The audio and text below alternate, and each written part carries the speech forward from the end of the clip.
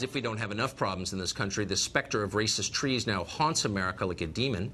Ever since local officials in Palm Springs, California, out there in the desert, in the heat, identified a group of tamarisk trees at a local golf course as being racist, we've been seeing those kinds of trees everywhere. Is it a coincidence that a pine tree resembles a Klansman hood?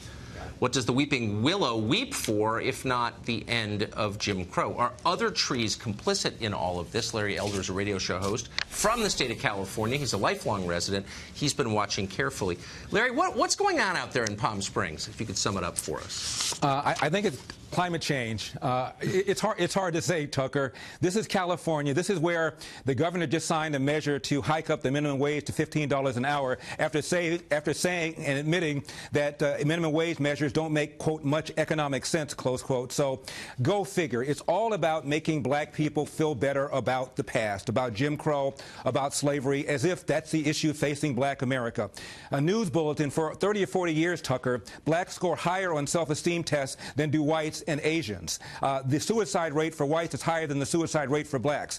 The issue is not whether blacks feel good or bad about themselves. The issue is what do we do about that part of black America that is broken, that is not doing well. Right. And the number one problem facing black America has nothing to do with white racism or racist trees. It has to do with the fact that 73% of black kids are raised without fathers. And I didn't say it. Obama said a kid raised without a dad is 5 times more likely to be poor, 9 times more likely to drop out of school, and 20 times more likely to end up in jail. So let's talk about what's causing so many women to marry the government and so many men to abandon their financial and moral responsibility. Yeah. That ought to be the conversation, but it isn't.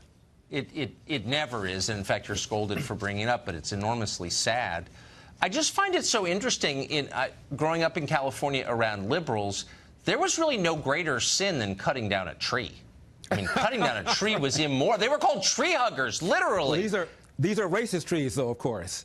And Tucker, in California, you have a governor that does not support vouchers, even though the majority of urban parents, black and brown, want vouchers. The Democratic Party is opposed to vouchers, yet 95% of black people pull the lever for the party that, in my opinion, has put an obstacle in front of their kids getting an education, which, of course, is the route to the middle class. So go figure.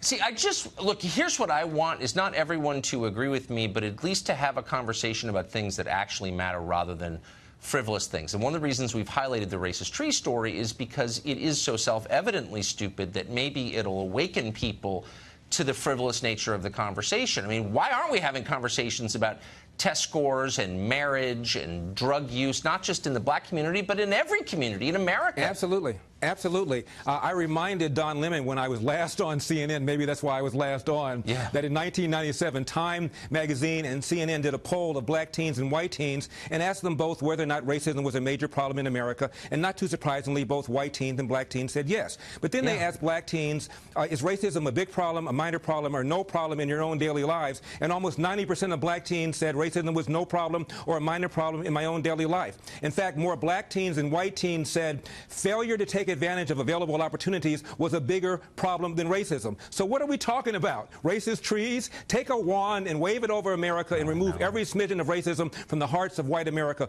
We're still going to have the problem of young people having children they can't take care of men abandoning their responsibility, of government schools that don't work, of bad economic policies like minimum wage that destroy jobs, of porous borders where you have illegal workers with unskilled, challenging workers in the inner city, and on and on and on. Those are the problems facing America. Let's have a conversation about No, you're right.